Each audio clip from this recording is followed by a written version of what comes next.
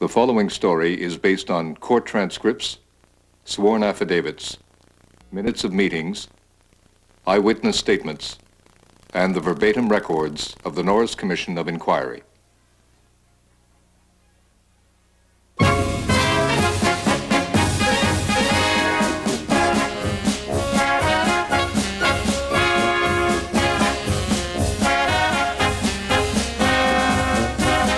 Because of him, men once feared to walk the streets. A judge once called him a Frankenstein monster. A fellow union leader called him a psychopathic brute. And yet, when he got himself in trouble, cabinet ministers rushed to his defense. One minister said it was rather fun having our own gangster. He was Hal C. Banks, and in the 1950s, he was as famous as Barbara Ann Scott.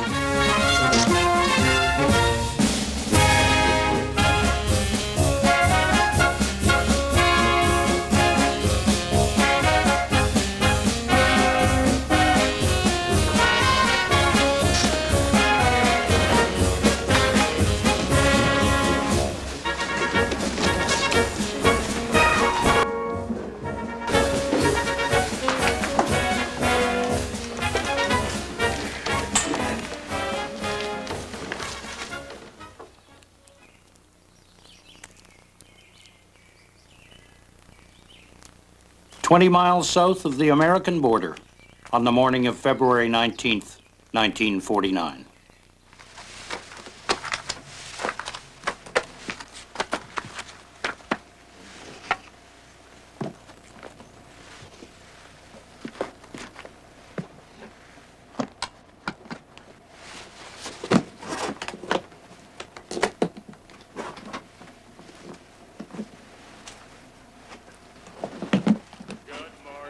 Good morning, we've danced the whole night through. Good morning to you. Good morning, it's great to stay up late. Good morning to you.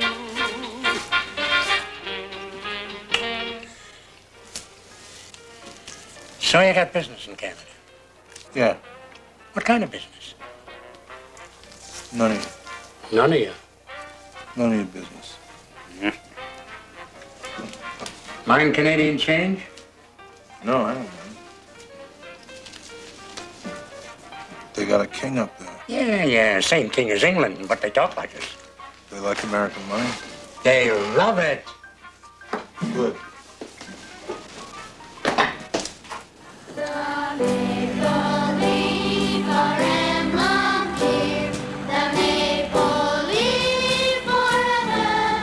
He crossed the Canadian border without incident, and when he applied later for landed immigrant status, there was one curious circumstance. The question regarding a criminal record was omitted from the application form. It was later explained there'd been a misprint.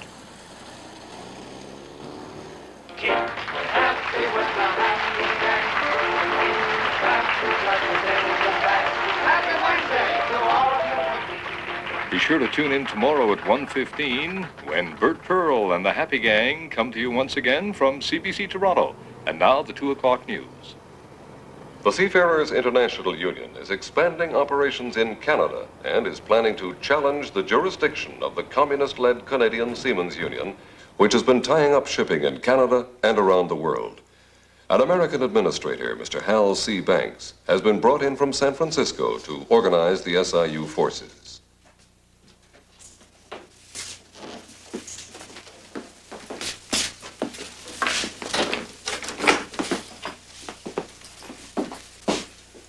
You Maurice? Oui. Maurice, you're holding receipt books that belong to us. If you want them, why didn't you ask? I'm not holding any receipt book. You dismiss us so fast, I didn't have time to get them back. If that's what you want, well, all you have Maurice. to do is...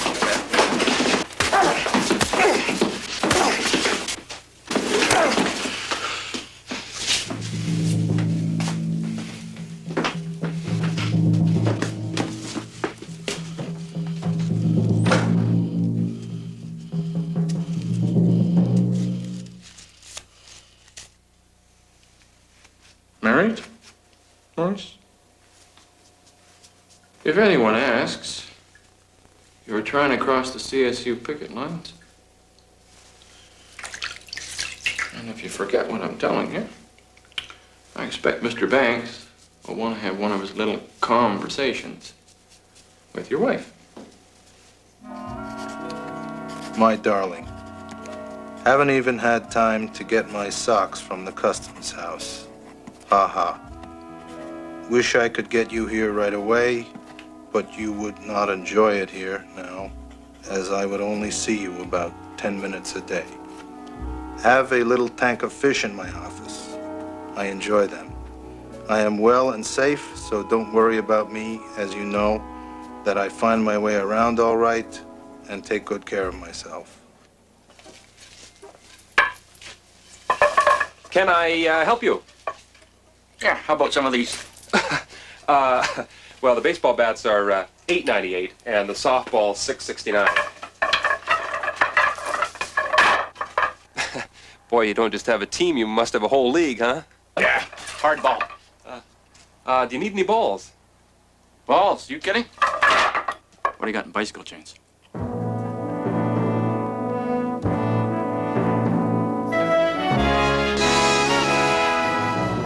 Banks and his boys had hired on to do a job which had global implications. The Canadian Deep Sea Fleet, third largest in the world, was being manned by members of the Canadian Seaman's Union, led by a handful of communists. There had been a series of strikes and work stoppages. In some foreign ports, sympathy strikes had tied up shipping. It was assumed that much of this activity was being directed from Moscow.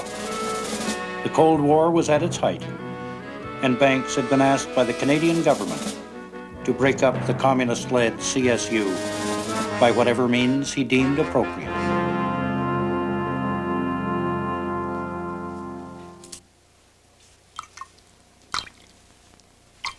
Don't tease the fish. What's this? Not one of them piranhas, is it? Just don't tease it, Paul. You probably get some bad press in Vancouver, maybe even in Halifax, not nearly as bad as Frisco. But you'll always find some lily-livered... The man who had sent Banks into Canada was Paul Hall of New York, They ask you about it, international vice president of the SIU. The commie influence has reached some very high places in Canada. What if they ask for details? Well, if they ask for details, just tell them you'll be turning the whole thing over to the RCMP in due course. Now, our PR boy is going to be selling you as a crusader against the Red Menace. So if you break a few heads, everybody's going to turn a blind eye. But Hal, you got to get a respectable front. You remember when they first hired you? I mean, they used to keep you in the back room when visitors came to call. Paul, You need some window dressing. I'm ahead of you. Yeah. Ahead of you, Paul. Brother Edwards, Brother Johnson. I already got my quiet boys. Brother Hall from New York. How do you do, sir? Nice to meet you, boys. Thanks, boys. As pure as the driven snow. Busy. The guy from the Canadian National called. He said they have about 1,000 pickaxe handles sitting out in the siding, and they thought maybe we could use some of them. I didn't hear that, Hal.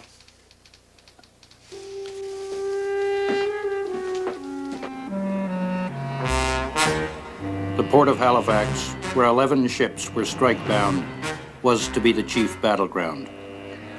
On the night of April 8th, 1949, only a corporal's guard of CSU picketers was on duty when newly recruited members of Hal Banks' SIU stormed off a train from Montreal.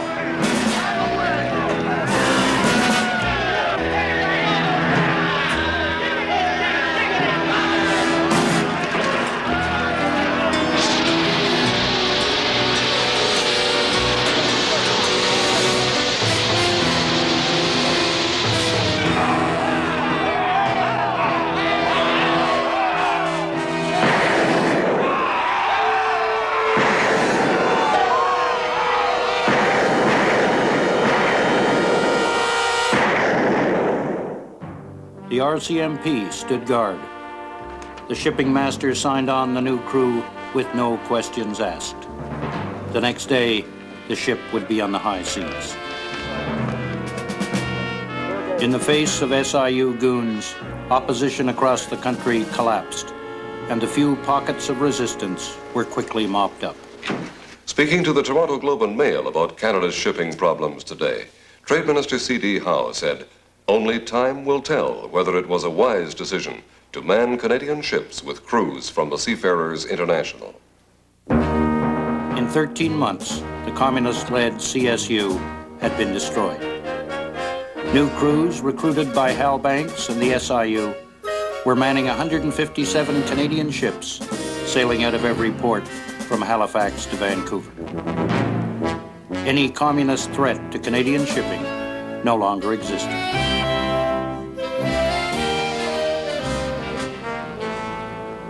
Almost 3 years ago, a delegation came down from Canada about a problem they had.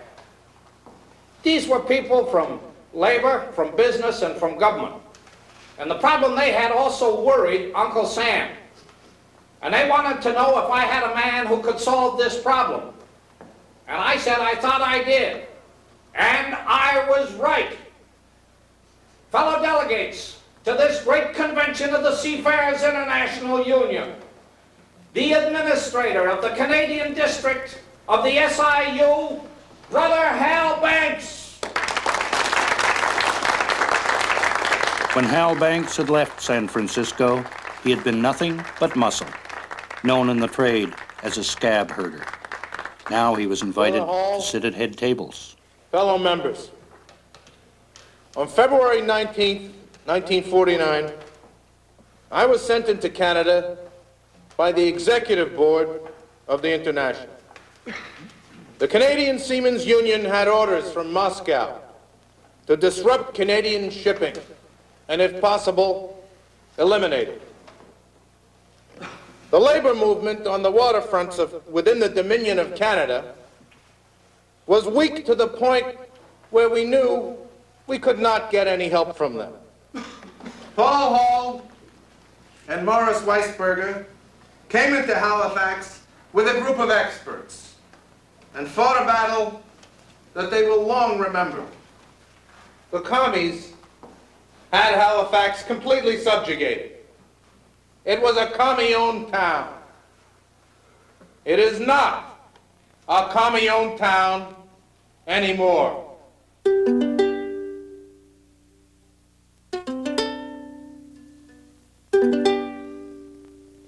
All right, this one's for Jimmy. He loves this song. Swing low, sweet chariot, coming for to carry me home. Oh, it had been a dirty business, but such was the way of the Cold War. Banks had done his job, and now he was supposed to go on home. But he had decided he liked it in Canada.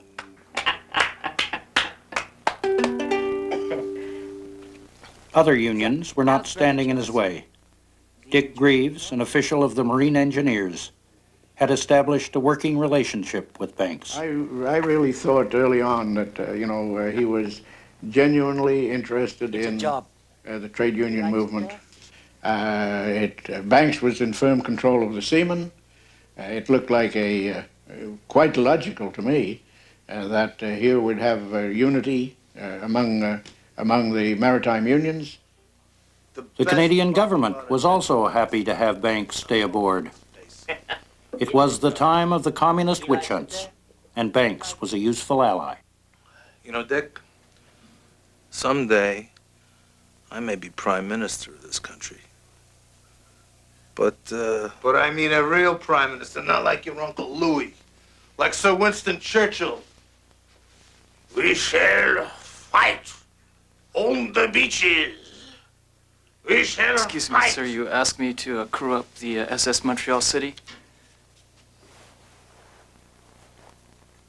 We shall never surrender. They want 30 men. 10 seamen, 6 oil firemen, 3 oilers, 1 bosun, 1 donkey man, 1 carpenter, chief cook, second cook, galley boy, messenger, and messman. Hurry and do it, boy!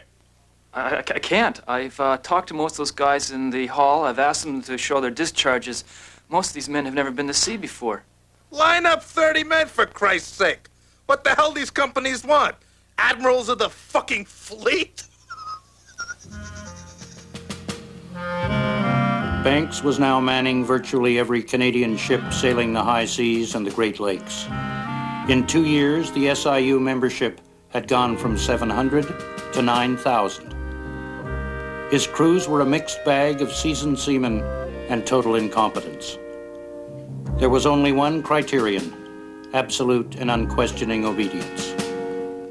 The Constitution of the Union had been suspended as an emergency measure. Banks decided it would be a good idea to keep it suspended. One of the last elected officials of the SIU in Canada, Jim Todd, had been in the union since before the days of Banks. And we run it as a legitimate union and had our constitution and union meetings once a month.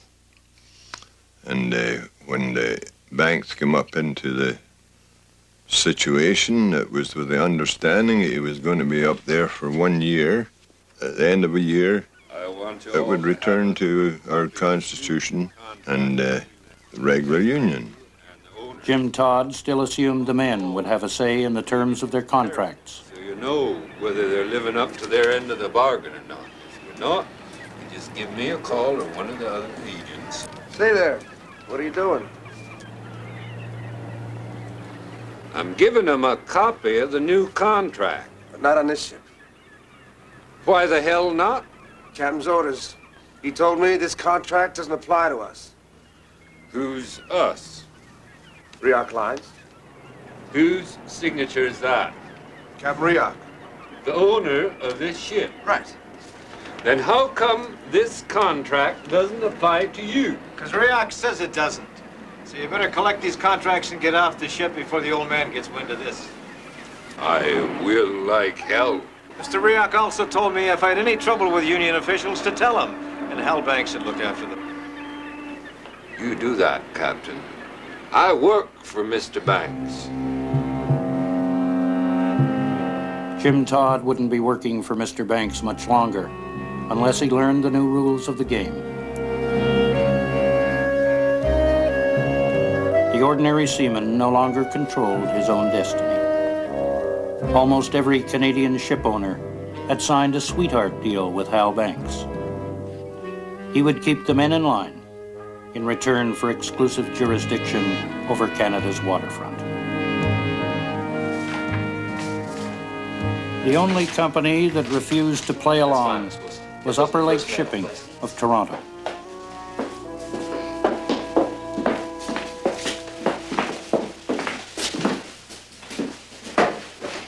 Have a seat. And you are... Al Banks, SIU. This is Jimmy. Oh, Jimmy? Mr. Haldeman, as personnel manager of the Upper Lake Shipping, I understand that you're authorized to sign an agreement with us for your unlicensed personnel. Why don't you go out and organize them? That's a standard procedure. There's a ship lying at our elevator right now. That's not the way we operate. Well, we do. There's something known as the Canadian Labor Relations Act. Well, we have our own way of doing things. And we've got the cooperation of the Canadian government. Good for you. Well, what I said stands. You'll be begging to sign with us before we're finished. You'll be begging when you find out that you can't operate your ships in the United States. Not one American longshoreman will touch your fucking ships. Goodbye, Mr. Banks. I'll be looking forward to seeing you again, Mr. Hardman. Hal Banks made good his threat. In a matter of days, Upper Lake Shipping was paralyzed. At every American port in the Great Lakes, they were boycotted. The company had no choice. It signed with Banks.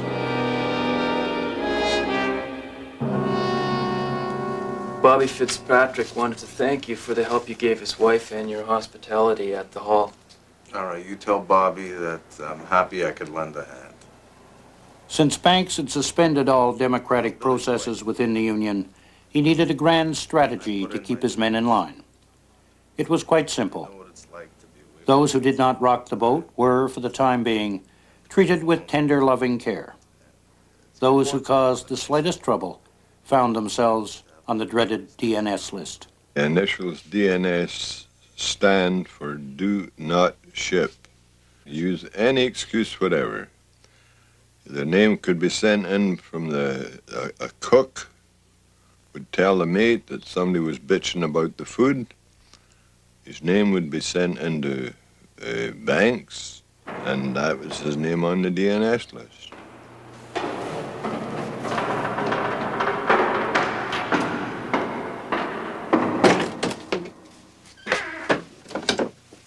Ah!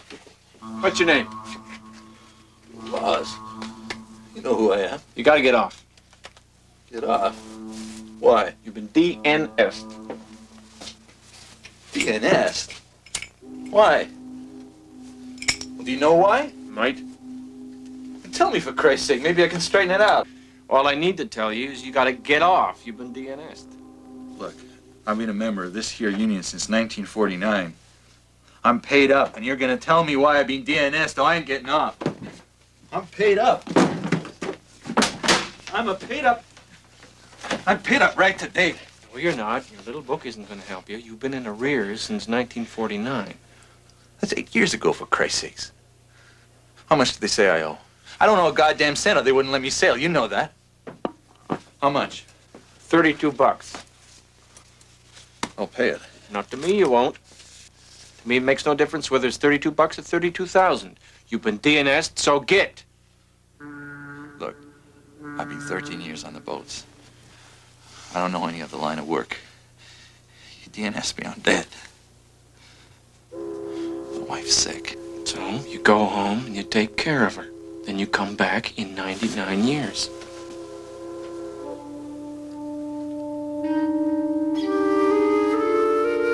And so began a reign of terror, which would last for 13 years and would destroy the careers of literally thousands of innocent men. Men with no particular politics were branded as commies or pinkos and were hung out to dry. Mr. Meisner, you worked for him long enough. I already talked to Mr. Meisner. So we decided that we would appeal to the International to see if they could do anything about it. So in order to bring it to their attention, we decided to take petitions. And I had 850 names by the time that they had decided to give me my hearing.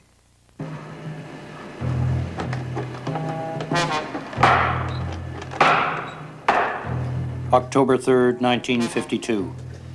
The hearing was front-page news.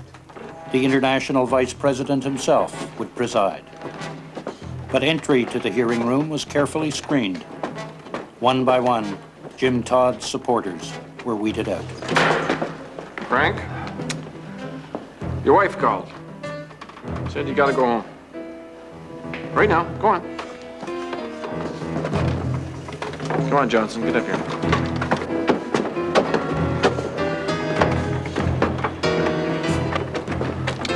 Mr. Todd?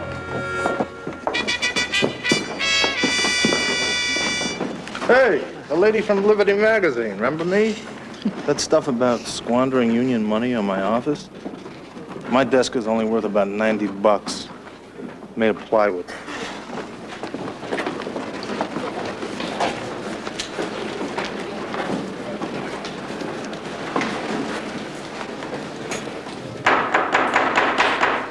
This meeting will come to order now. Please record that the time this meeting was called was approximately 3 p.m. And the purpose of this meeting is to hear charges from James Todd, former member of the Canadian District, against Harold Banks, the Canadian Administrator and Vice President of this area. Jimmy, would you mind reading into the record your request? If you could read that out loud to the hearing, please. Yes. We request the immediate dismissal of Hal C. Banks as director of the Canadian District of the Seafarers International Union of North America. We request a complete audit of the Canadian District books. We request immediate revision of the do not ship lists. Shall I keep reading? Yeah, just go right ahead, Jimmy. Mr. Hal C. Banks maintains a blacklist, which he refers to as the do not ship list. That is the most unfair and undemocratic form of keeping an upper hand over the membership. A case in point. This man, book member John Droger, brought up the question of elections and financial statements at a Halifax meeting. Well, a short time later, his name appears on the DNS list. Should I go on? You got more to say, Jimmy? Just go ahead. Mr. Banks went to the convention in San Francisco in 1951 to report on the Canadian District and dwelt with the question of commies all around us. The RCMP report states, out of 16,000 seamen screened, there were only 12 designated as commies or fellow travelers. Now, Mr. Banks knew this ahead of the official report, yet he deliberately stated a falsehood, leading the San Francisco delegates to believe that there were commies in Canada, painting a false picture of this. This stopped autonomy and proper development in the Canadian District in 1951.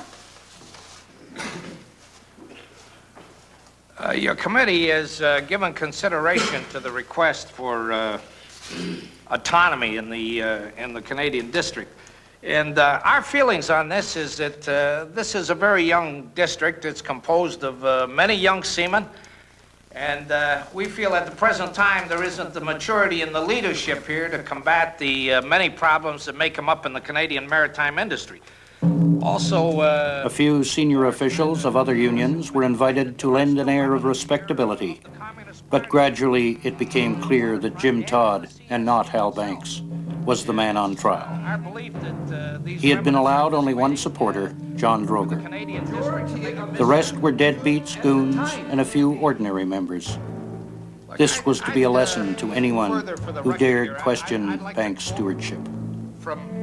It began in late afternoon and went on into the early morning. When it came time for Todd to submit his petition, he realized he could not reveal his 850 signatures. I am the one on charge for it. I am the one on the hot seat and not the man. Well, I'm merely asking you on that point. I'm trying to clarify the reason why you don't want to put these names on the record. I was afraid of discrimination. I promised the men that I wouldn't hand over any of the names if there was any chance of them being endangered by it. I might state to you further, Jimmy, Todd, that we know and recognize the part that you played in the building up of this district. I mean, we'd be fools and cheats if we didn't recognize it. And I heard your name long before I ever met you. And I've always heard that name as being a good union man. But in this matter, for the record, I think that you were 100% wrong. And I think the full extent of the record is going to verify that. I think you approach this matter in the worst possible fashion. Now, without probably realizing it, you approach this matter in the same way that the communists do against our kind of people all over the world. And I'm sure you didn't mean it. I mean, you weren't being malicious about it, but that's what you did. And I want to call your attention to a man who's right here in our midst.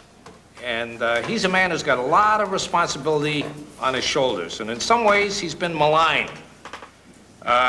You might not approve of certain manners. You might not approve of the fact that if he's got curly hair or pearly teeth.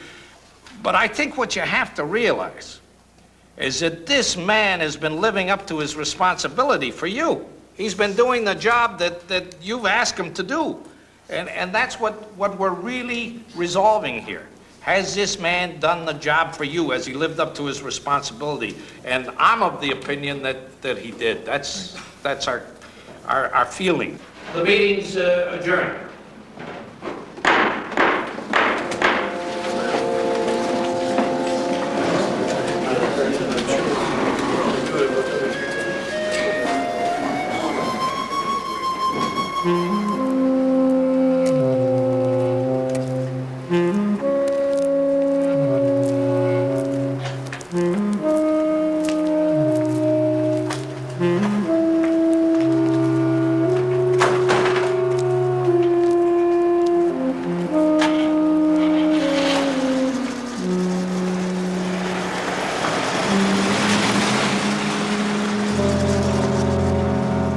Want a lift, Jimmy? Too late for a streetcar. No, I'd rather walk.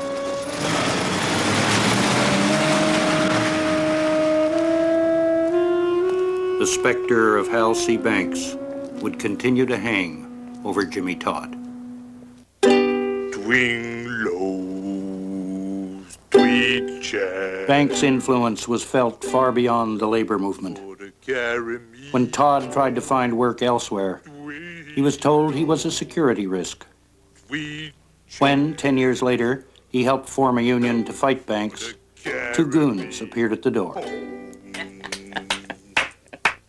I think in their mind, they were told that I was living alone at the time because my wife had just returned from Scotland, where we had to send her to keep her out of the trouble at the beginning.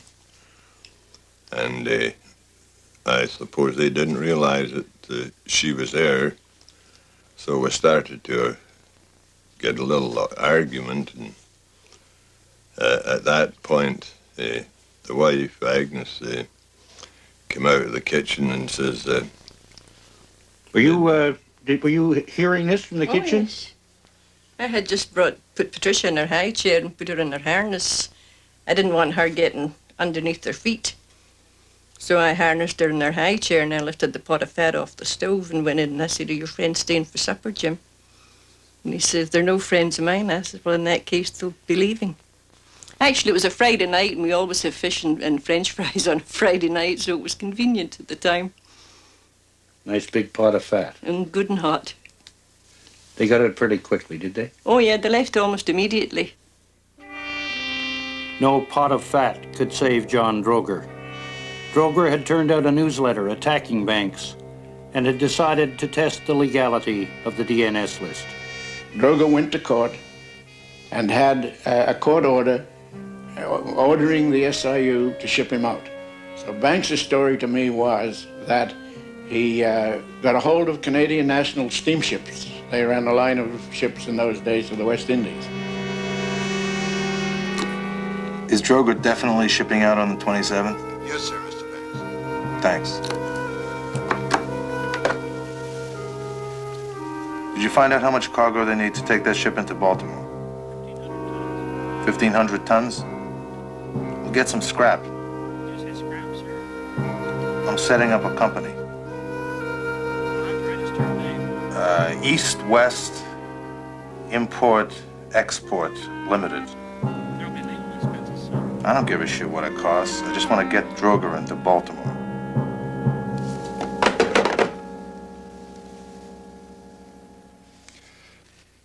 When Banks told me, he said the vessel went into Baltimore, and after it docked, and a couple of fellas came on board and went to see the captain. Said the captain, "We're from the FBI," and allegedly showed him some badge of some description or other.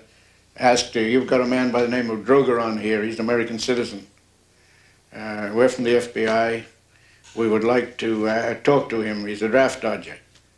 And the captain said, "Okay," and sent somebody to get Droger. And that was the last anybody ever saw of Mr. Droger. He'd never been seen to my knowledge since.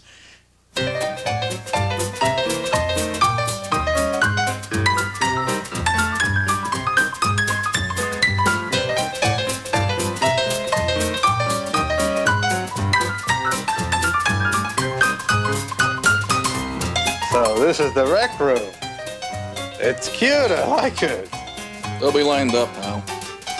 Who gets first call? Judges and members of parliament? Judges, they pay better. Hey, sweetheart. We pay, you just fuck. Well, they can tip. Hey, you might even get a cabinet minister.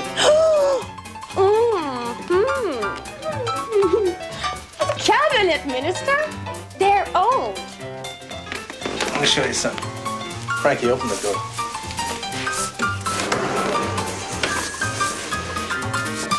I told you I'd get you into pictures. Just don't let them turn down the lights too low. What we need, sweetheart, is lots of nice close-ups. Faces, that is. This is my insurance, baby.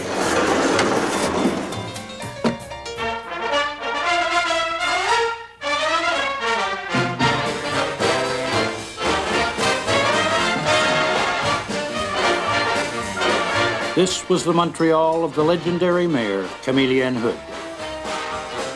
It was the rip-roaring, wide-open Montreal of the 1950s, where the gaming houses, the whore houses, and the strip joints closed just long enough to sweep the floor.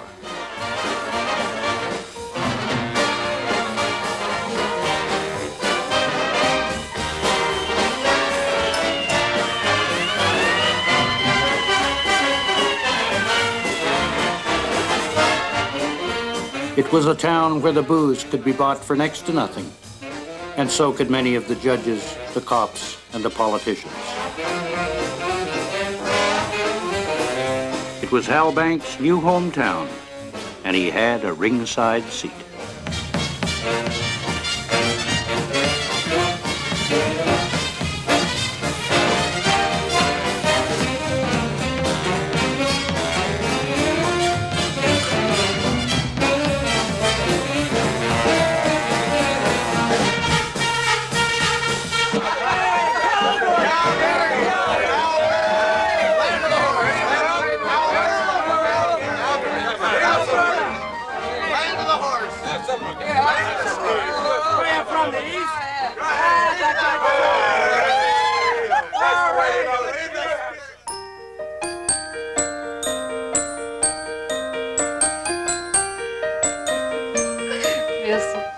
What's the definition of a hummingbird? One of the few Canadians who had no fear of Hal Banks was his live-in lady friend.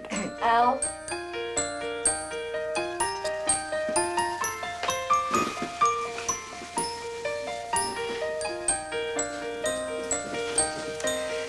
Merci, mon Dieu, pour le beau repas que nous allons prendre.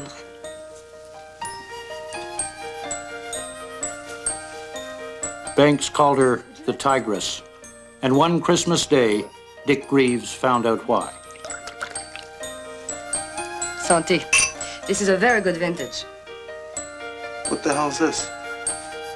That's a Brazil nut. We used to call them a pig toe when I was a kid. It looks like a piece of shit.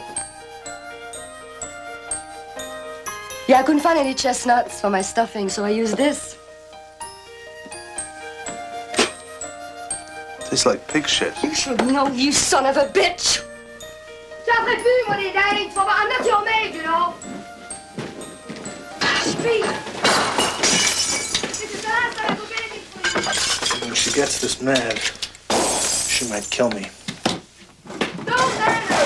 You're gonna get. Sweetheart. I wonder nobody ever comes here. Ooh, mermaid. You don't eat here tonight. You big ape, you. Ooh.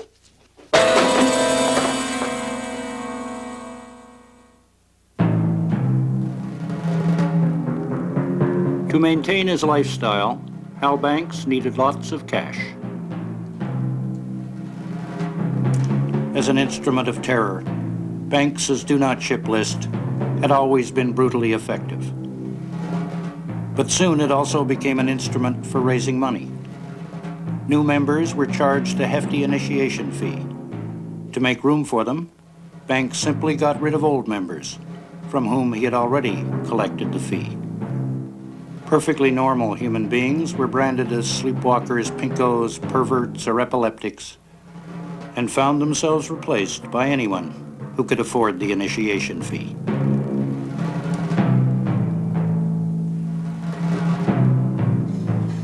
There were certain people when we took on the Canadian Seaman's Union who did not like our methods. By 1954, the Canadian district of the SIU was one of the biggest in North America, and Banks played host to its international convention. And if we got in 2 for 1, an invited guest was Claude Jodoin, perhaps the most powerful labor leader in Canada. So I present to you Brother Claude Jodoin of the Trade and Labor Congress of Canada to say a few words.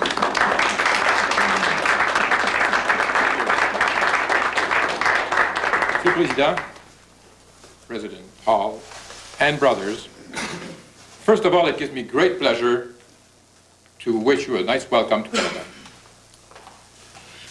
You know, when Brother Banks speaks of the past cooperation between your organization, this council, and this Congress, c'était pas un sacrifice. It was no sacrifice. At that time when the SIU first came to Canada, we had an organization here, now defunct, thanks to the Lord and thanks to you. It was called the Canadian Seaman's Union. Well, that was a wonderful organization. Une vraie bonne, an excellent one. You know, when Uncle Joseph Stalin sneezed, they wiped their nose.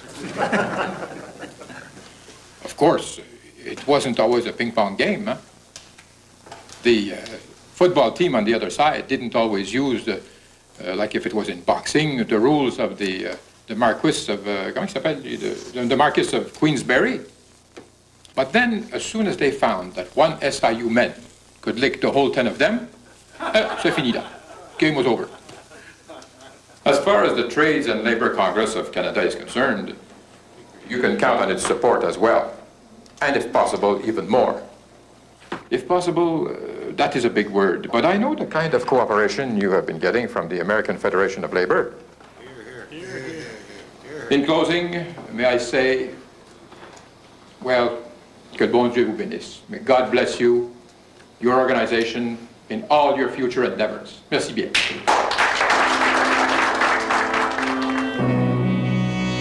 Louis Saint Laurent and his liberal government seemed to share that sentiment. Banks's use of the blacklist was merely a somewhat brutal extension of Saint Laurent's own secretive witch hunts. A man who had attended a peace rally could be labeled a communist sympathizer, fired from his job, and never be told why. The government was tolerant of Banks's methods, and any voice of protest was quietly filed and forgotten. I, the undersigned, Robert Jr. McEwen, able-bodied seaman, having been duly sworn, do depose and say. I boarded the SS Rodney with a group of about 60 men. Soon after we had boarded the said vessel, members of our group, who were armed with sawed-off shotguns, fired about 15 shots at the CSU picket line on the dock. When it was my turn to appear before the shipping master, I declared that I refused to sign on and desired to be landed. When asked the reason for my refusal to sign on, I answered that I did not wish to be a member of a crew which fired on other seamen. The shipping master informed me that he was unable to land me. I appealed to the officers of the RCMP to take me ashore, but they refused. I was then brought before the captain of the vessel, who informed me that no one would be allowed to go ashore. A bosun then informed me that I had the alternative of either to sign on with the rest of the crew or to be carried ashore in a stretcher. When I saw that it was impossible for me to go ashore, I then signed myself, and he came up to me and struck me 4 or 5 violent blows in the face with his fist. He was wearing a ring. As a result of these blows, my face was badly cut and bruised, and I began to bleed so that my shirt and clothes were soon covered with blood. He further threatened me that if I said anything, he would revenge himself on my wife and mother. Sworn by me, Maurice Petrie, before the Supreme Court of Montreal, 1949. In return for burying such embarrassing pieces of information, the Liberal government was accorded many favors. There was a strike on the Pacific coast, tying up the shipping up to Alaska, and the Canadian shipping. And the U.S. wanted to get some military supplies up there. And they appealed to Campney, who was the Minister of Defense. And he called me and he said, "What can I do about this?" Well, I said, "Ralph, I don't know Mr. Banks at all, but I would guess that if you would telephone him and do it yourself, don't have your secretary do it. You phone him yourself. You be on the line when he speaks. That makes an awful difference to people. And then you tell him what your plight is, and he'll agree right off." And half an hour later, he called me back. He said, "I did exactly what you told." And he said, "Yes, Mr. Campney, anything the government wants done to improve our relations with the United States, I'm only too glad to do it. Tell them to go right ahead."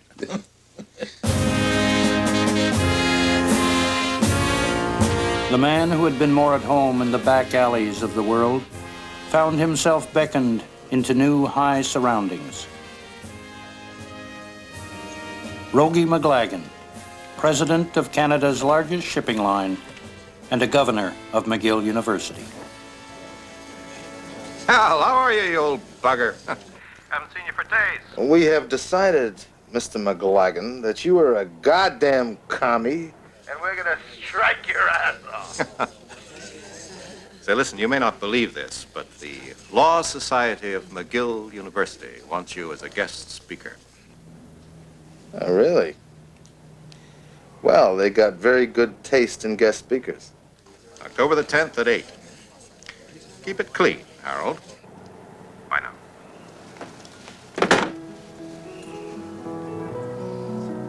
For your great contribution to the nation and to the world, I declare you honorary Doctor of Law.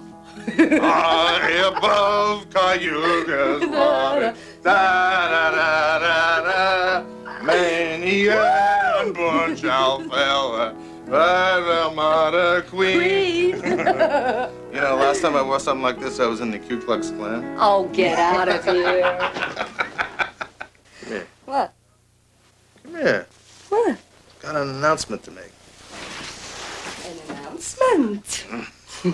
I am about to become a landed immigrant. Soon, I will be a citizen of the Dominion of Canada and a subject of the Queen. Jesus, I never thought we'd go that far. Well, they love me here. I'm their favorite skunk exterminator. Oh, and I love you too. Under the provision of the Canadian Citizenship Act, Hal Banks was having his problems becoming a landed immigrant. A Canadian immigration official was not impressed by his credentials. the record of his court appearances, some 20, is impressive, both as to range and variety. 13 times on criminal offenses, which rank from felony to troubling the peace, from murder to smuggling of cigarettes, from threats to libel. It was decided that Banks would have to leave the country. Banks appealed this decision to the only body that could overrule it, the Canadian Cabinet, and in particular to Walter Harris and the new Minister of Citizenship and Immigration, Jack Pickersgill.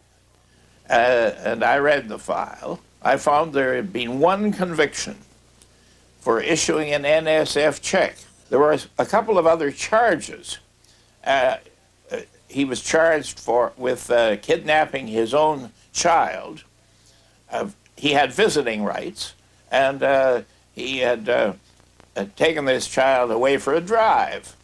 And apparently his former mother-in-law had phoned the police and laid a charge. He was acquitted. And the other was much more serious.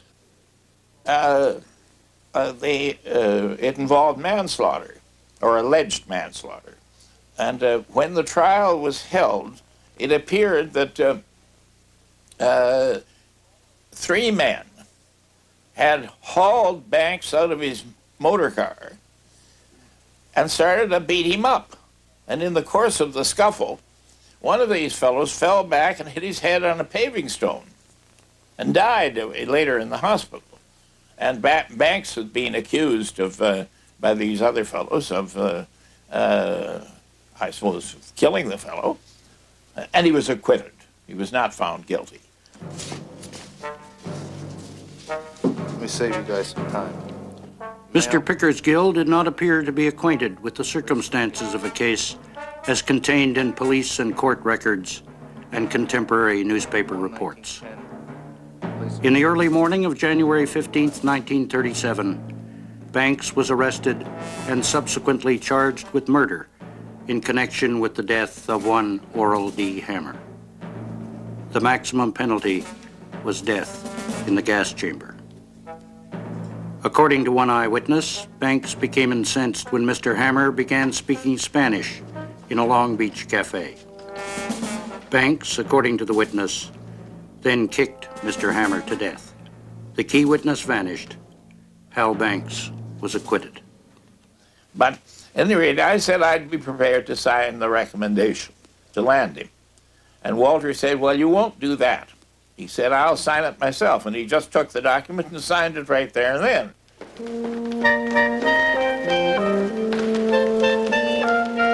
(1954) in Geneva, Switzerland. Everybody say cheese. Swiss cheese. The newly landed immigrant is sitting on top of the world. The appointment of Harold Banks as Canadian representative to the International Labor Organization at Geneva caused a sharp exchange in the House of Commons.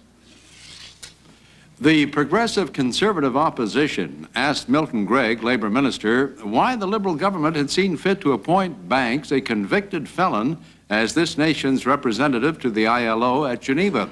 In a supplementary question, opposition leader George Drew asked the minister if he had exercised his own judgment on the matter. Mr. Gregg replied that he had.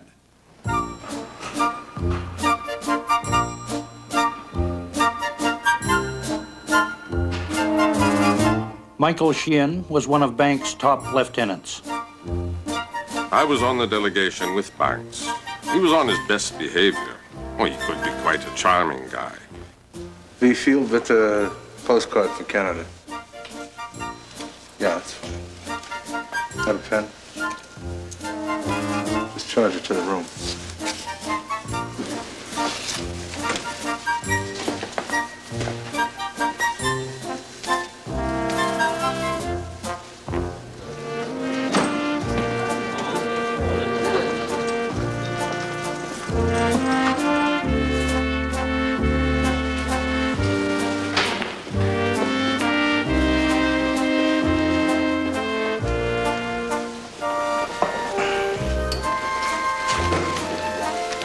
What's that opera thing that they took us to last night?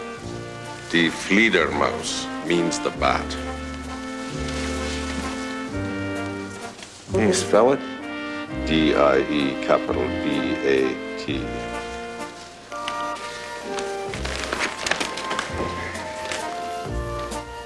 You know that son of a bitch? No, I've never met him. The Seacord, Canadian Brotherhood. I don't like that bastard. Get his room number and get Bobby. Where's Bobby in his cage? Get his room number and get Bobby.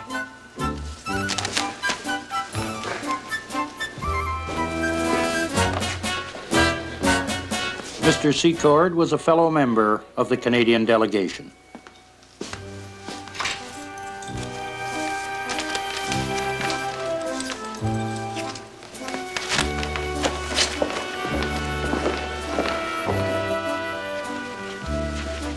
Room 411.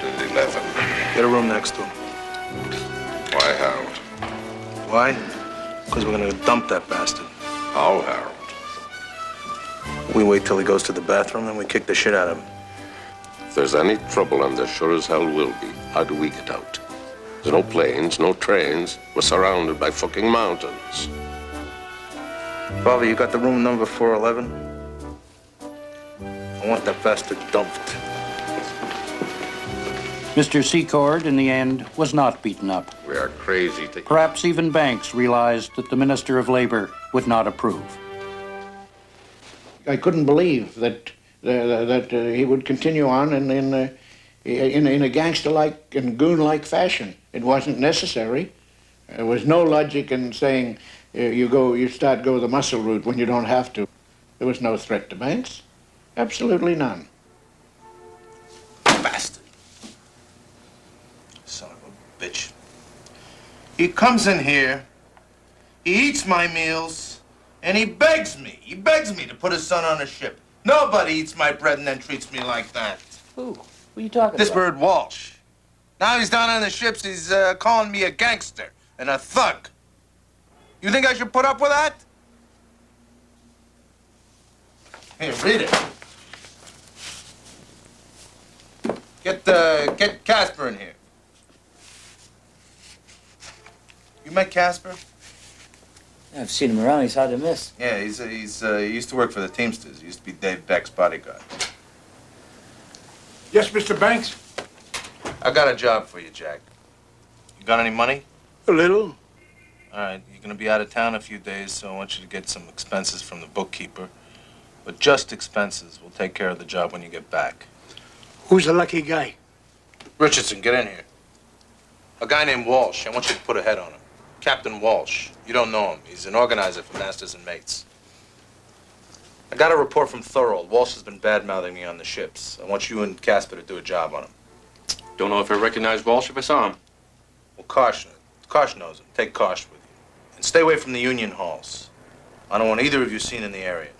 When we done the job? You come right back here. Okay, Mr. Banks.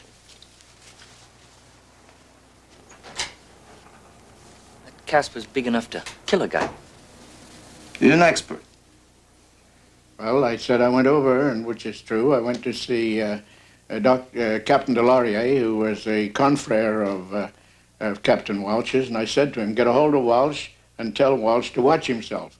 He may be in trouble.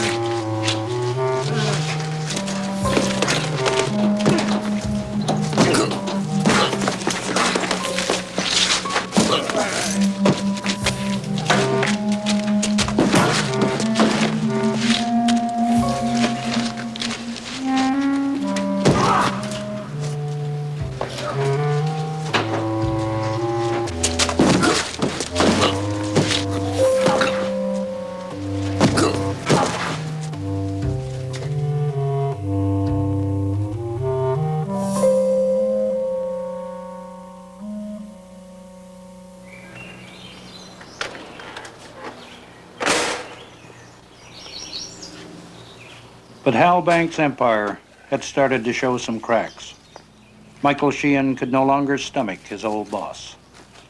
I'd finally broken off with Banks, and we'd started the Canadian Maritime Union to fight him on the Great Lakes.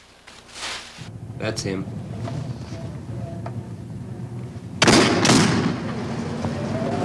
They missed my head by a couple of inches. I chased the car when I saw it couldn't get up speed. I wanted to get the license number. But they were real pros, though. Plates bent down. You can make a mistake. And when you get down the road, you find that you can't get out. Or at least you can't get out and stay healthy. And that was what eventually happened. That any severance, unless he wanted to completely dominate, and you would end up carrying out all kinds of gangster activities yourself, because that would be that was the route that he was taking. So you have to back up and get out. And when you do it at great risk, let me say. Dick Greaves had decided to take his chances. He had been double-crossed. Banks had made a move to take over Greaves's union. On the East Coast, the Marine Engineers had been raided by Banks. Greaves headed for Vancouver to defend his western flank and to seek out allies for a counterattack. and was doing some work in the afternoon, and there was a knock at the door. They said, we came to give you something, and they caught me in the temple. If somebody's coming after you, always put your back to the wall? Is that what you do? Try to land on your back? Right, land on your back, because, you know, if they kick you, that was my reaction to it. If they're going to kick your kidneys in, in the back, higher up, if they're going to kick you in the ribs, well, that's one thing. It's sort of hollow and bouncy. But if they get a good, real solid kick into your kidneys, it'll dislodge the damn things from inside, and you probably have real trouble all the rest of your life. Hal Banks was on dangerous ground. He was turning on his allies. He had embarked in a campaign to control every man on every Canadian ship afloat, and he was pushing his luck. Fast! Go bad, Roy. There was a gathering of forces rising up against him. In the forefront of this battle was Elroy Robson, Vice President of the powerful Canadian Brotherhood of Railway, Transport, and General Workers. Robson's CBRT had long represented seamen on East Coast ferry boats, and Banks was now raiding his membership. You're going to have to do something. Both Robson's CBRT and Banks's SIU were members of Claude Jodoin's Canadian Labour Congress, and Jodoin was trying to referee. Listen, you guys are going to have to iron this out, okay? Because there's nothing more that I can say to persuade you. Mr. Banks, if you leave us alone, we'll leave you alone, as we have in the past, and everything will be all right. Look, I don't give a goddamn how long these fellas have been in your Gandhi Dancers Union. I represent seamen, and I will not rest until every seaman in this country is a member of the SIU. Hal, don't misunderstand our mild manners. You have 12,000 members, all of them seamen. In a fight with us, you're outnumbered 3-1 in resources. If you win, you get 1,200. If we win, we get 12,000. I like that arithmetic.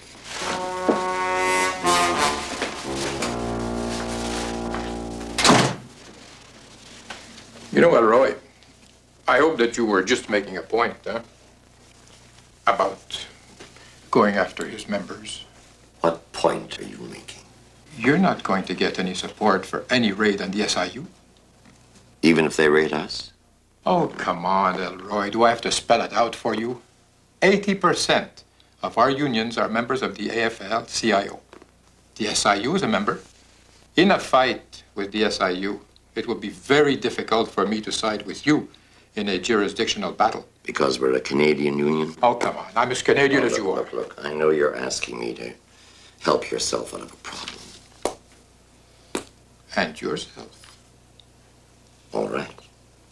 Then you'd better learn how to control your Mr. Hal Banks. Because if you can't, you and your international unions will have a mess on your hands. And the Canadian public won't understand why steel workers and auto workers are working to keep that son of a bitch in office. Hey, doesn't it ever cool down here in Washington? I appreciate you coming down here, Claude. But as far as I'm concerned... Within a year, Claude Jodoin was in Washington bearing unpleasant news. Elroy Robson had gathered enough votes to expel Banks and his union from the Canadian Labour Congress. I've talked to Robson. He's not going to budge either. Those Gandhi Dancers. They're a Canadian union. If you're planning to give them our jurisdiction, let me tell you something. We won't either load or unload any cargo in the USA, and you got my word. Jodoin himself finally realized he had no option but to join the forces against Banks. Oh, come on. Times have changed. So have you. Banks was telling me that you called the SIU a hoodlum empire in one of your speeches. That's right. I did.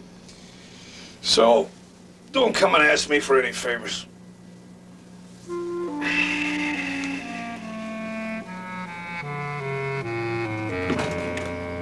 The Seafarers International Union, the SIU, led by the controversial Hal Banks, was expelled today by the Canadian Labour Congress. The move to oust Banks and his union was led by CBRT President Elroy Robson. It's expected there will be repercussions in the U.S. The CBRT is one of the few Canadian unions which has no American affiliation. Hal Banks's SIU, on the other hand, has its head office in the U.S. and remains a member of George Meany's AFL-CIO.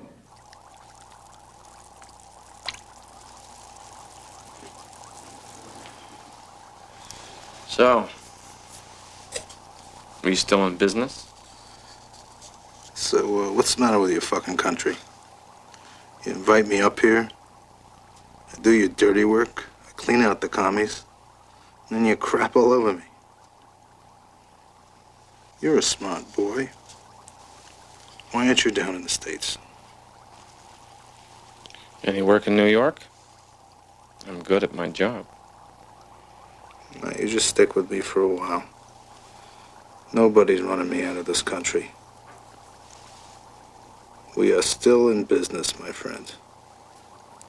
Oh, look at that. Look, this one loves this one. But now Banks faced revolt on another front. The Upper Lake Shipping Company, which Banks had brought to its knees 10 years earlier, had decided to stand up and fight. Okay, we're breaking with the SIU. Mr. Leach is solid on that. Got it? There was such bad feeling that I had concluded at any rate that Banks would take such steps to punish us. It would be almost the point of driving us out of business, because he couldn't let shipping companies do that. Therefore, having taken that step, it was very, very difficult to turn back. It's not the type of step that I might take now. Well, I'd like to think I would, but I'm not sure I would. It was too risky. It was very risky. It was unbusinesslike. Jack Leach's act of defiance would cost him $2 million. He had replaced Banks' SIU with crews from Sheehan's Canadian Maritime Union, backed by Robson's Canadian Brotherhood. Once again, American longshoremen refused to offload his cargo. Once again, his men were afraid to leave their ship. One June day in Toledo, Ohio, Captain John Bissett decided to go ashore. He belonged to no union. He felt he had nothing to fear. He'd brought his wife along on the trip, and she had wanted to go shopping. Which cabby did the pickup for Captain Bissett? Car 7, John. Your destination 7? LaSalle Department Store.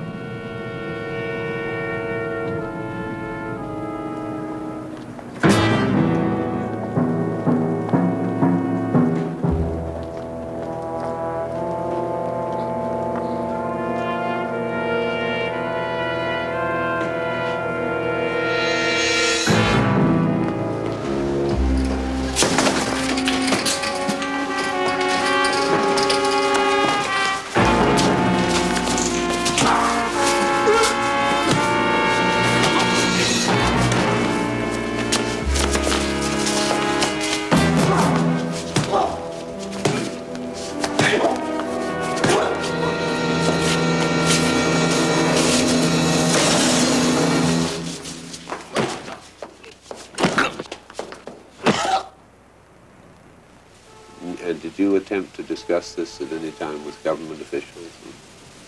Certainly, the support of the government by something that I thought was fundamentally evil at that time bothered me a great deal. They seemed to wash their hands of it, even though they had to know of Banks' record and they had to know what he was doing. It really concerned me that could happen in our country.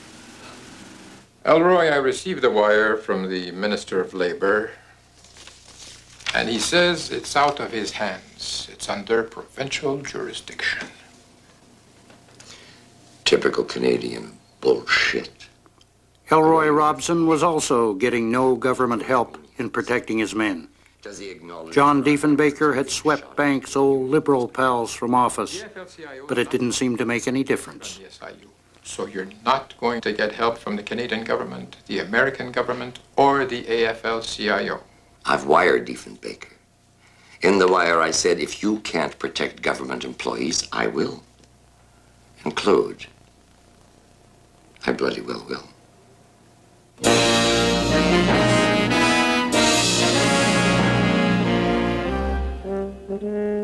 Elroy Robson had found his battleground. The St. Lawrence Seaway had opened 3 years earlier. a gigantic engineering feat, the pride and joy of the Canadian and the U.S. governments. If one lock were closed, the seaway would be paralyzed, and there would be a continental crisis. Robson had the weapon to force that crisis. He had organized the lockmasters on the Welland Canal, and he was urging them to take the final fateful step. Most of you guys have probably voted conservative. But John Diefenbaker isn't going to protect you. And the American government doesn't give a damn if the SIU comes in with their raiders and tries to take over. So what are we going to do? Well, look, we'd love to be able to help you, but these are a conservative bunch of guys. They come from conservative communities along the canal. And what, we've only been organized a year now? John McNamara's not sure that if it does come to a strike vote that the motion will carry. At precisely 11:30 that night, as was his habit, John McNamara left home for his night shift.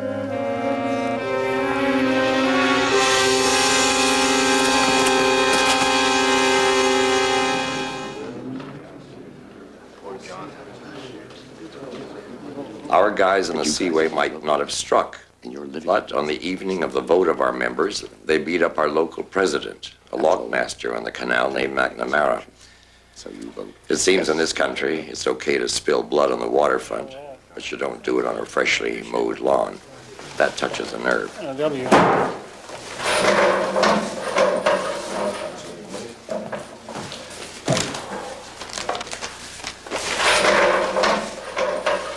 I've just come from the hospital. John's lucky to be alive.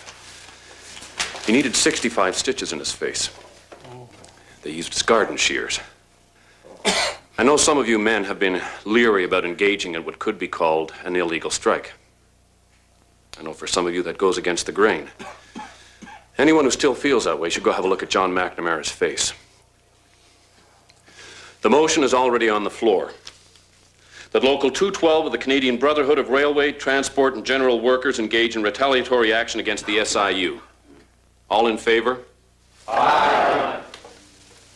No more SIU manships through the locks, as of 12 noon today.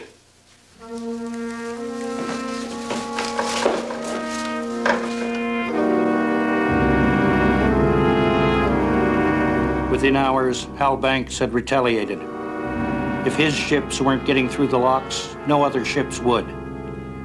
His men swung one of their boats across the entrance to the Welland Canal, and the interior of the North American continent was blockaded.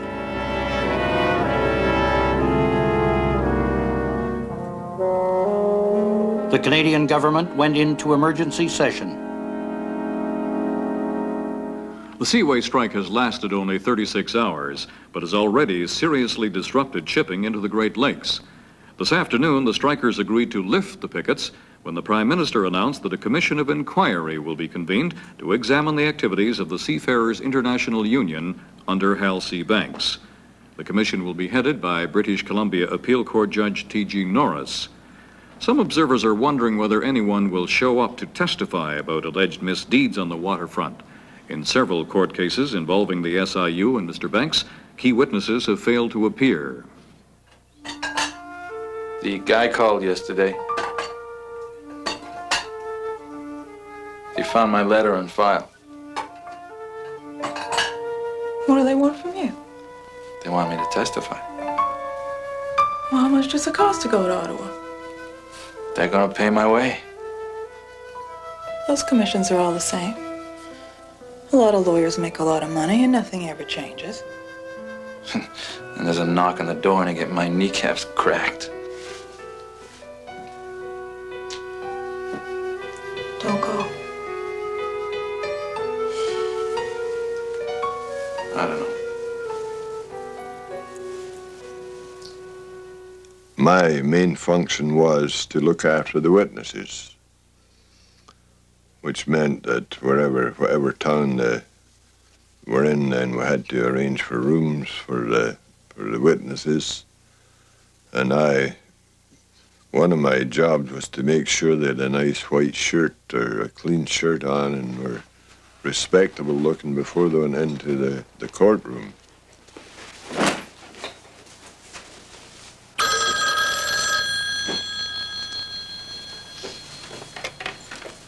Jim Todd.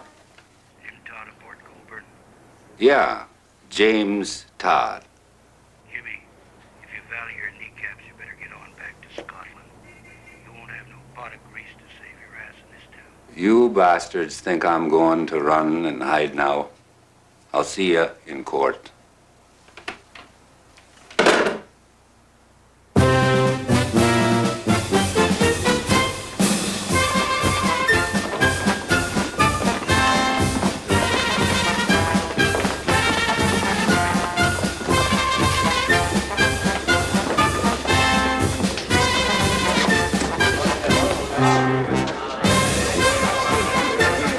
On August 7th, 1962, the Norris Commission convened in Ottawa.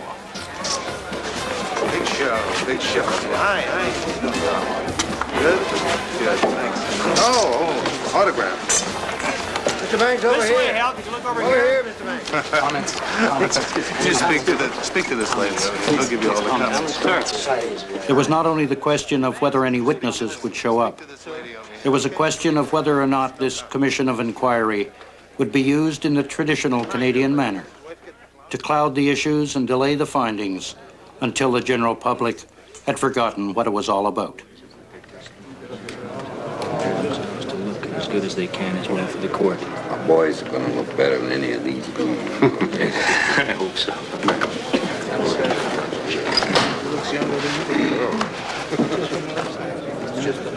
Here comes the judge. Everybody rise.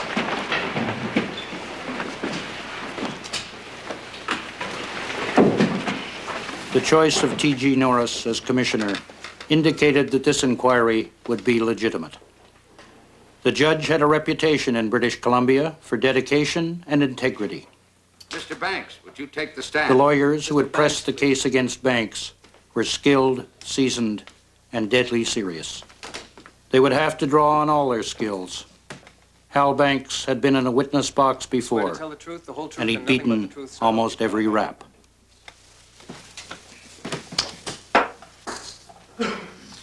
Mr. Banks, it has been said that you were invited to come to this country by the Canadian government. Could you tell us what those discussions were and where they took place, if you know? Yes. We had discussions with the Minister of Labor, Mr. Mitchell, and the Minister of Transport, Mr. Chevrier, with regard to these matters. Well, what does this DNS mean? Does it mean do not ship? Do not ship, that is right. Well, supposing it says that I'm a member of the 99-year club, I'd have to be pretty young to get off that list. The 99-year club is a figure of speech.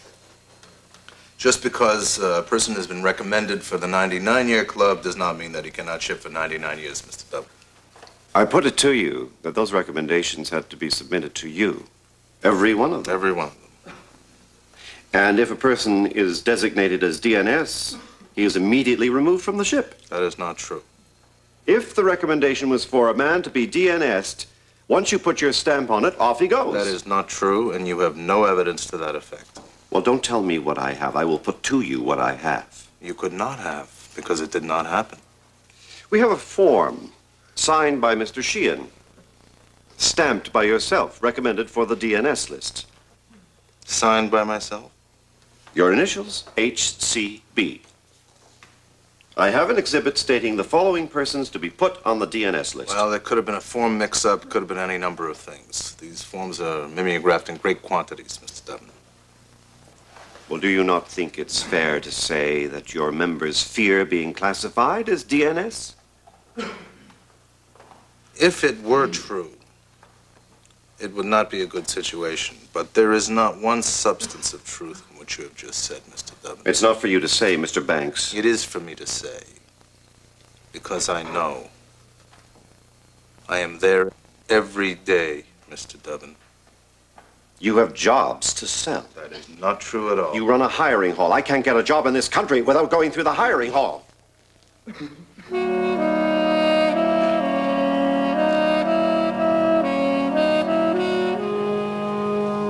Will a size 40 do you, Bill? That'll fit. Jesus, you do all kinds of jobs in this union, but I never thought I'd be running a clothing store. You look like a million, Bill. Those lawyers tough on you? You just tell your story straight. Some of Hal's body boys will be there, flexing their muscles. Pay no attention to them. Fuck them. What can they do to me they haven't done already, eh? Would you tell us what happened? I talked to the port agent and I asked Preston for more of an explanation on why I was DNS'd. I asked him how much I owed and he told me it was $32 and something. And did you offer to pay the arrears of dues? Yes, I did. I offered to pay that and I offered to pay double. I offered him $125, $150 cash. Why did you do that? Because I was desperate for a job. Is there any special reason that you were desperate? Well, my wife, when she was a girl, she was very badly burnt from the crest of the chin to the waist. And every year she... Just a moment, Mr. Loss. Take your time, witness. Just take your time. Now, you said that you were desperate for a job. You said that your wife had been in a fire? Yes, she had. And she has to go in every year for skin grafting. And this particular year, she was in the biggest part of the winter. And did you explain that to the port agent in Thorold? Yes, I did, sir. He said, I'm very sorry, but you will have to go to Montreal. Did he indicate who you were to see in Montreal? Yes, Hal C. Banks. And did you go to see Mr. Banks? No, I didn't. I didn't have the money. And you said that Mr. Meisner, the owner of the company that you worked for, said that he could not help you. He said, I'm very sorry, Bill. I know the chief would like to keep you. I was talking to him, but we are in negotiations with the union ourselves, and we are up to our necks, and there is nothing we can do. I can't do anything for you. Thank you, Mr. Loss. That will be all. Did Mr. Banks ever tell you why he operated this DNS list? What his object was in doing this? He told me many times at the discussions, and the last time, when I blew my stack with him, was in Switzerland. In Bern, Switzerland. That was in June of 1960. Yes? He was in one of his good humors, and he was scheming. He said, we can get rid of 1,000 old men, old members, a year, and take another 1,000 at $240 a shot. He said, some of those old-timers are getting too wise.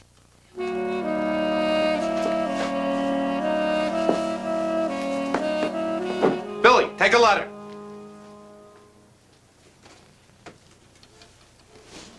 It's to New York. The Norris Commission is being used by factions of the CLC to do something the CLC couldn't do itself. To destroy the SIU.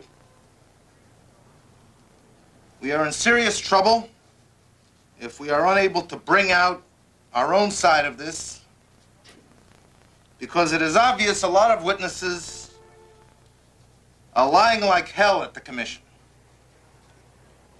We had an official who defected, who went off his nut. We had you remember? We had to send him to Frisco for a brain operation. He had a mastoid eating out his brain. He couldn't even get onto a plane without endangering himself. New paragraph. Sheehan got real wild. Had he stayed with the truth, or a half-truth, or a germ of the truth, he could have had us in a pickle. But he is a fink. And like a fink, he took his pants down all the way. End of paragraph. Banks, however, did have his friendly witnesses. Your name is Mr. Rogie McLaughlin. That's right. And you are president of Canada Steamship Lines Limited? That's right.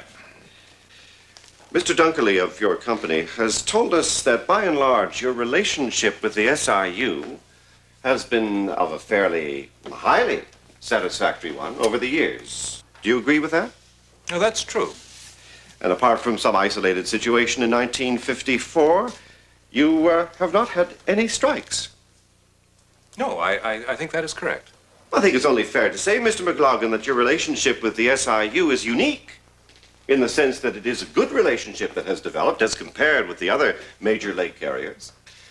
Yes, I can't speak for the other major lake carriers. I'm only concerned with myself. Do you know about the DNS list? I beg your pardon? The DNS list that the SIU had. The do not ship list. Oh, yes. Well, the only thing I know about that is what I read in the papers. Seems to me perhaps the Are press you has been... telling me, Mr. McLaughlin, that you never received copies, that your company never received copies of the DNS list from the SIU? Well, they may have, but I didn't. I don't know anything about it.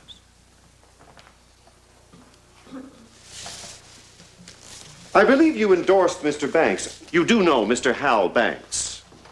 As far as I'm concerned, we've always had very favorable relations with Mr. Banks. You are Mr. Howard Heineman, president of Heineman Transportation Company. Yes, that's right. How long had Captain Watson been with your company? I started working for my father in 1936. A good man? Yes. They're not easy to get, are they? Captains of lakes vessels. Good ones, I guess, are few and far between. Have you read this letter written to the Owen Sound newspaper by Captain Watson? Yes. Would you agree that in it Captain Watson objects strenuously to the fact that Mr. Banks, a convicted felon, has been granted landed immigrant status in Canada? Now, Mr. Heineman, this is a captain in a free country giving his opinion in a matter that interested him. Is that right? Yes, sir, that's right. Yet he was directed by your company to apologize to Mr. Banks. Is that right? No, I wouldn't say he was directed. It was suggested. Let me read you Captain Watson's second letter. Quote, Dear Mr. Banks, in regards to a letter I wrote about 2 months ago to the newspaper in Owen Sound, Ontario, in this letter I made some disparaging remarks about you, for which I now send my sincere and humble apologies. I was foolish enough to go into print with my opinions and must now offer my apology. This, along with my avowal to refrain from any comments about you or anybody else, is all I can offer to you in the way of reparation. My job and my family's welfare depend now entirely on your mercy. I hope you will accept my apology and in your benevolence, allow me to keep my job so I can keep my family. If there is anything I can do to square this with you, I will most earnestly do so. Yours very sincerely, J.M. Watson, unquote. Did Captain Watson have any discussion with your firm before he wrote this letter? No. Well, just a moment ago, you said it was suggested. Well, it was suggested, but he just asked if there'd been any discussion about this letter. It was suggested he write an apology. Yes, as a result of a telephone call from my father. To Captain Watson? Yes. Well, there must have been some complaint from Mr. Banks. Yes, there was. Captain Watson must have been in a frantic state. Well, he must have been to write a letter like that, but he was in no danger of losing his job. He imagined it? Yes, he did.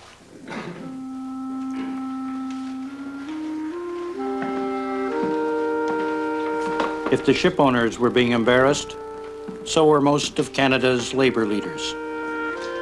Mr. Claude Jodoin. They had known of Banks' brutality. They had known there was no real democracy in his union. Yet most of them had gone along for the sake of labor solidarity, for the sake of their American connections. Truth and nothing but the truth, so help you God. I do.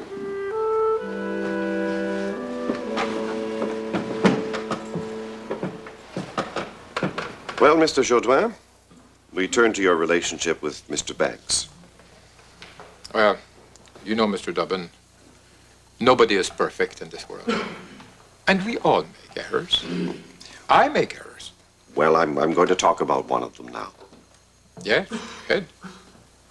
Now, when Mr. Banks applied for citizenship in the latter part of 1957 or 1958, he managed to rally behind him, even at that late date, some very well-known names in organized labor. Is that correct? Oh, yes, that he did. Now, according to the Citizenship Court judgment, you were reported as saying that, in your view, Mr. Banks was a man of good character. And from a business point of view, he was an homme actif pour le Canada, an active man for Canada. Well, that's what I thought at that time.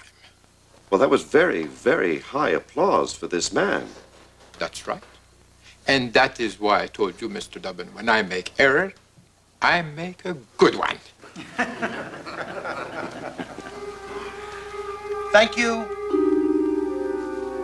for moving your convention from Hawaii to Montreal. A show of strength at this point will do us a lot of good. As the commission went into its fourth month, Banks was marshaling all the support he could get. He had publicly smeared Claude Jaudoin as a communist fellow traveler. He had started to mount a campaign to discredit the Norris Commission as a communist-inspired hatchet job.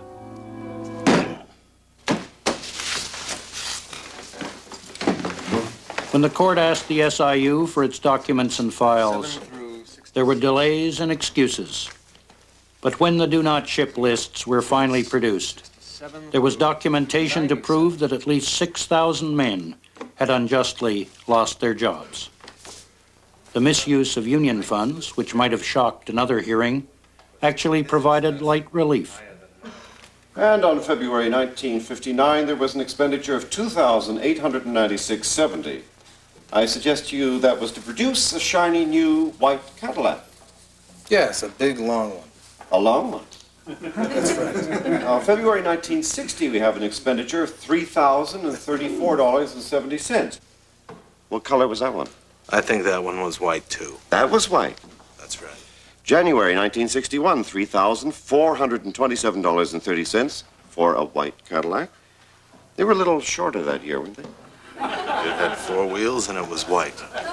4 wheels and it was white. That's right. I drove a Cadillac for a long time, down in San Francisco and in the States, and I didn't see any reason why I should... Lower your standards. That's correct. And I do not now. Well, what about this young woman who was living in your house? You told us that you paid her certain money. Yes. Was that in cash or by check? It was sometimes by check, sometimes in cash. And were those SIU of Canada No, checks, or not. were they yours? They were mine. They were yours. That's right. And so no monies were paid to this woman out of the funds of the SIU of Canada? Well, she did work for the SIU several years ago, but since that time she's been working for me as my housekeeper and my nurse. Is she a registered nurse? No, she is not. She's a practical nurse. Yes. Where did she get her training? I believe she worked at nursing in Montreal. Where? I don't know, Mr. Wright. You might think I'm facetious, but may I ask you, are you a vain man? Do you like looking at yourself all the time? No, I do not. What do you need 14 mirrors in an apartment for? There was a need for them. $1,082 just for mirrors? That's right. Well, I put it to you, Mr. Banks, that this is a grossly extravagant use of union funds. Mr. Dubbin, I guarantee you that we got $1 worth of value for every dollar we spent to advance the cause of the union. Now came time for the documentation of physical violence. The commission had evidence of 150 separate beatings in the last 12 months alone, but many of the victims were afraid to appear. Witnesses did testify in 32 of these beatings, but none of them could remember much. It became evident it would be very difficult to pin any of them on Hal C. Banks. As I turned, I just got a glimpse of a man, about 6'4" or 5". He was taller than I was. I could look up to him. Heavy build, and the fist that he hit me with, it was like a football. Captain Bissett, could you tell me, is this a pretty accurate picture of the way you looked at the time? It is an accurate picture. Are you saying to me that the people who came to this commission and said they were beaten up had not been beaten up? I would say that some of them weren't. And I would say that some of them were psychopaths. And I would put them in that category with respect to the question as to who beat them up. We know, and we have the evidence of a Captain Bissett who has been an employee of Upper Lakes for many years. I don't know what the hell they were, barroom brawls or what they were. He was beaten up in a department store. I have seen captains beat up, and I've seen captains beat people up several times in my career on the waterfront. There could be 100 reasons for it. I've seen captains running out of an apartment house with an irate husband on their necks, etc. I do not see how the SIU could have been involved in this. You're misinformed and you're wrong.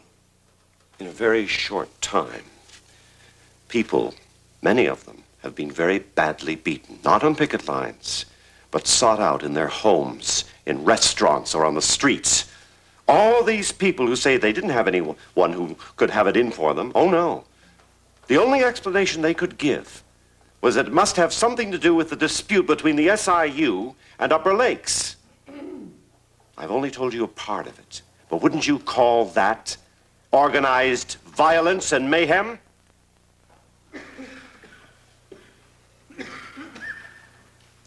I would not call it that at all. All counsel is asking you is, did you know this violence existed? I do not know that it existed. I have not seen one single case of it, and I have never heard of any conviction in regard to it. Never mind convictions. You said counsel wanted to know if I knew anything about it. And you say no. I say no. Captain Walsh, what were the relations between your guild and the SIU? The SIU were trying to organize the deck officers. They were raiding our memberships. Well, sir, I think 2 or 3 days before I was beat, I had called my office in Montreal regarding some other business of the guild. And at the end of my conversation, I was told by my superior to be careful. Could you tell if there was one assailant or more than one? Well, it's hard to say, sir, because when I was struck, I was knocked down. And when I was down, the boots were put to me. And I don't know whether it was 1 or 2 or 10. I couldn't tell you. Were they tall or short? No, they were big, whatever it was. I felt by the way I was being kicked around that it was not by a little boy, because I've been around a little bit, mister, and I knew that it was either more than one or perhaps really big people who were doing it. But I lost teeth. I had all the skin kicked off my leg and back and arms. My only thought was to get off the ground. If I could get off the ground, I perhaps could live. I cleaned myself up, and when I came down, the police were there. And they didn't seem to be too interested. You know what I've been thinking? I've been thinking we may have that son of a bitch. We have a witness to the planning of the beating, and we hear from him tomorrow. Greaves? I believe Dick Greaves. My experience on the bench tells me to believe a man who implicates himself. I was at that time living at a small town in Ontario, and the chief of police of that town came to me and said, "I've been called from Ottawa. You seem to be a very important witness, and I have orders to give you all the protection that you require." And I said to him, "Well, Chief, you know, how can you protect me if they're going to bring professional people in from the U.S., and this is exactly what the history was, Banks always got the professional in, then you would have to surround me with police, and they'd have to live in my bedroom and bathroom and everywhere else." But the police successfully mounted a 24-hour guard on Dick Greaves, and he arrived sound in mind and body.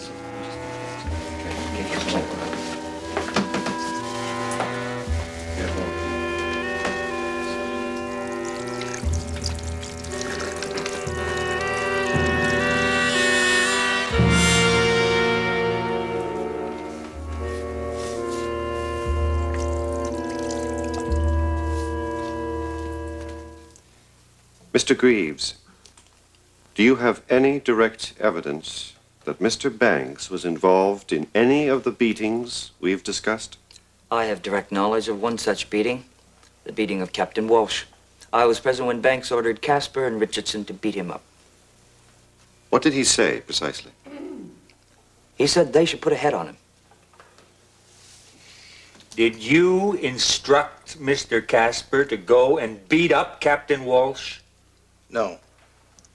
Greaves and Woods were telling an untruth. I have heard that story many times before, and I am not yet sure whether he was ever beaten up. As a matter of fact, it has not really been important enough for me to really investigate. I would think that it would be very important to you, particularly if you are alleged to have arranged for it or inspired it. I did not arrange it, and I did not inspire it.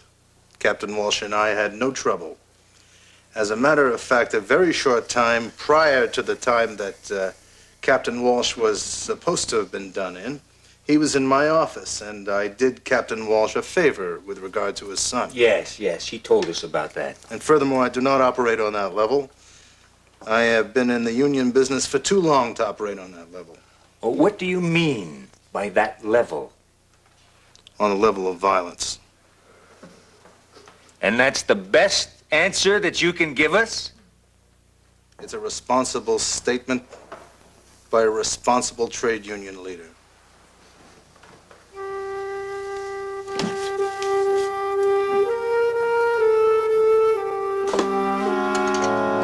The hearings had lasted 8 months. 190 witnesses had been heard. Mr. Justice Norris now retired to consider 4.5 million words of testimony. The Norris Commission report isn't in yet, but one thing is for certain. There is more violence ahead on Canada's waterfronts. He ain't kidding. Oh, look at this. Listen to this. Banks, as a witness, was bombastic, cunning, and charming. Charming? That's me. Jesus, who wrote that shit? Some guy called Gazowski. Well, Not bad for a Polak. I just hope that Judge Norris will be as kind as Mr. Gazowski.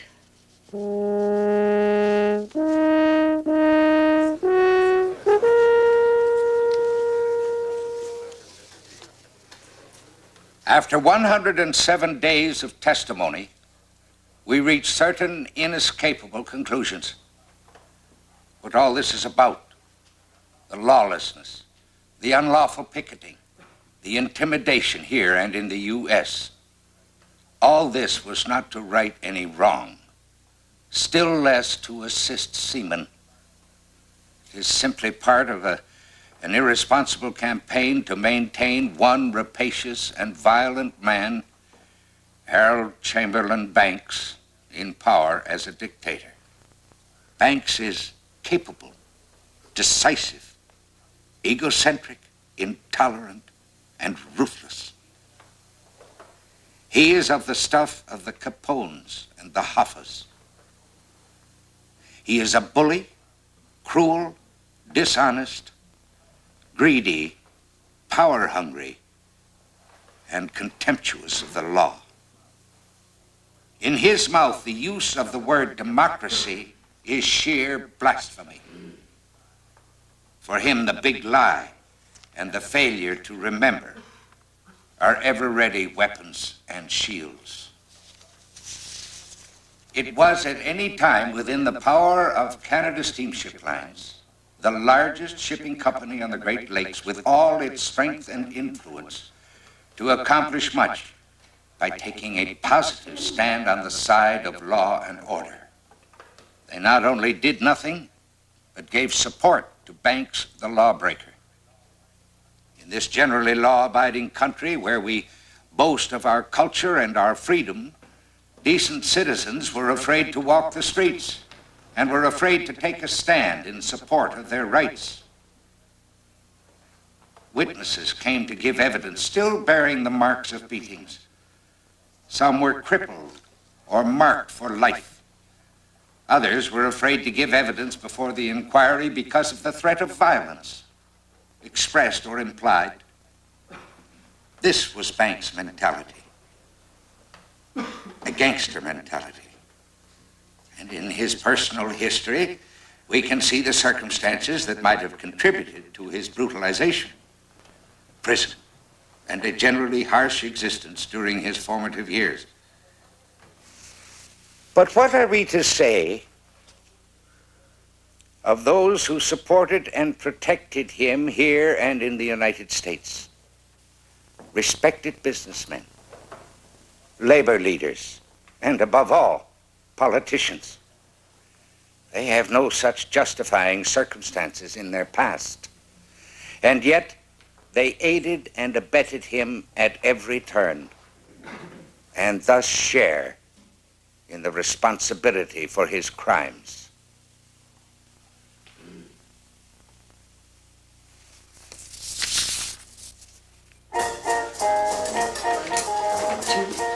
Two on the side, in the back.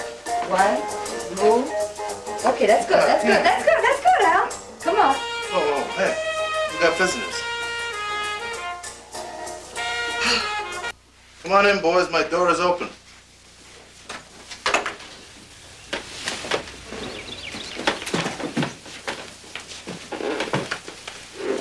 Harold Banks? You know goddamn well who I am. We have a warrant for your arrest. Don't you boys ever learn? Come on in, have a drink while I call a mouthpiece. We'll wait here. My.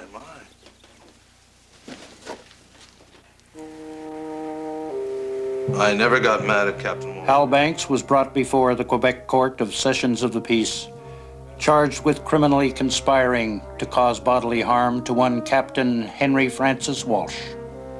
Reeves fabricated the story from whole cloth. Same applies to Mr. Sheehan's testimony? It does. I swear it before God. The testimony of Banks and his associates did not impress the court. I play a little cards now and then. You play a little card? Yeah, I do. You do want me to tell the truth, don't you? Banks was duly convicted and brought in for sentencing. Harold Chamberlain Banks, you have been found guilty of conspiring to cause bodily harm. The court can find no mitigating circumstances. I therefore sentence you to 5 years penal servitude. Your counsel has requested bail pending an appeal. The court grants this request and sets bail at $25,000 cash.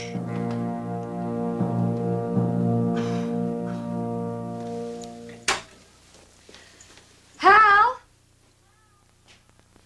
Hal?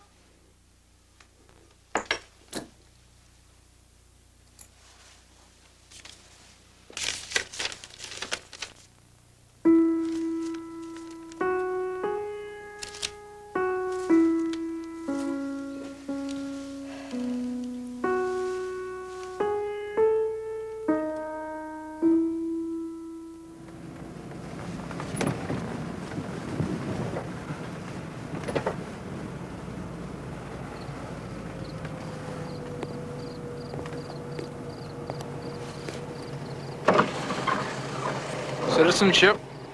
I'm an American citizen. You've been in Canada on business? A little business, a little pleasure. You going back up? No, I don't think so. Nice car. Gets me around. Have a good trip. Thank you.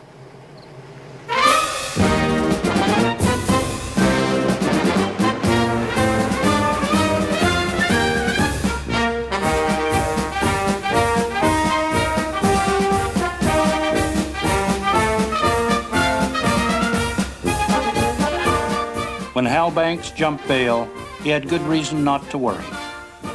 The charge on which he was convicted was non-extraditable.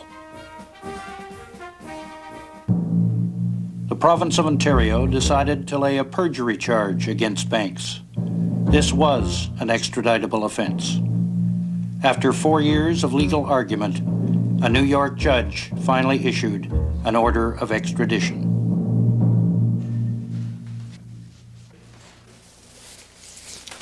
The Manhattan Detention Center, 1968. In 4 hours, Hal Banks would be escorted back to Canada. Nice place you got here.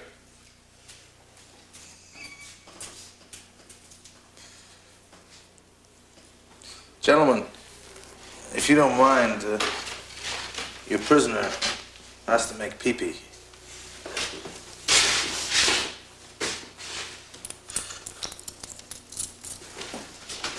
Once again, Hal Banks had good reason not to worry. Is this going to get intimate? At the 11th hour, the American Secretary of State himself, Dean Rusk, quashed the extradition order. When asked later why he had taken this extraordinary action, he said he had done it at the request of a Canadian cabinet minister. The SIU, which had been temporarily under trusteeship, was returned to the old management. A close pal of Banks, Leonard McLaughlin, described by Norris as an unscrupulous liar, took over as president. The present incumbent is another of Banks's protégés, Roman Grolowitz. In 1984, some union members challenged Mr. Grolowitz's leadership. One critic, this man, Donald Davis, was beaten to a pulp outside the Union Hall. Mr. Banks himself moved back to San Francisco. He set himself up in the business of ferrying harbor pilots. He ran his boat for some 20 years. At age 75, he died of natural causes.